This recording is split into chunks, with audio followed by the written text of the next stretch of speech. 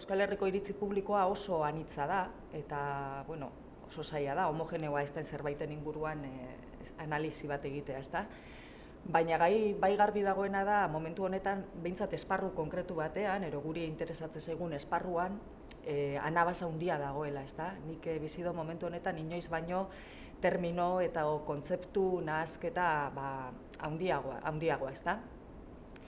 Iruditzen zait bai diskurso politiko aldetik, bai klase politikoak egunero dabilen diskurso politikoan, bai hezkuntzan, bai hedabideek, nolabait ez dutela pedagogiarik egiten edo ez dutela laguntzen zein izan den Euskal Herriko egoera eta zein den da zergaiti den gaur egun Euskal Herriko egoera dena, ezta?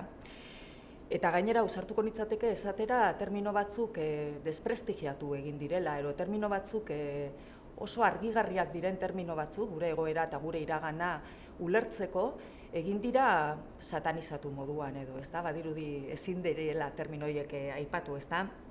Zapaldu hitza adibidez, ez?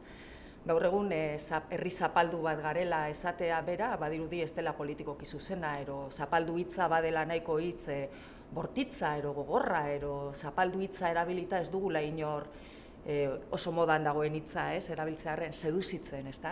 Badirudi jendea seduzitu egin behar dugula, ero jendea erakarri egin behar dugula. Eta zapaldu hitza diodan moduan, kolonizazio hitza, imperialismo hitza, asimilazio hitza, ezta? Niri askotan tokatu izan zait, diskurtso bat, ero eztabaida batean, ero mailinguru batean, ero telebistan, ero irratian bertan, ezta?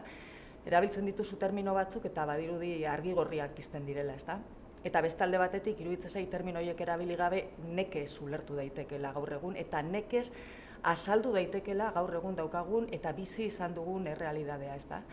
Eta termino horiek gabe, zaila dela baita ere etorkizun bat eraikitzea, ezta? Ezer proiektatzea, eta zentzu horretan iruditzen jat inboluzio bat bizi dugula, ezta? Garai batean oso modu naturalean eta korrientean erabiltzen ziren hitza gaur egun talde oso, pertsona oso zehatze bakarrik erabiltzen dituzte, ezta?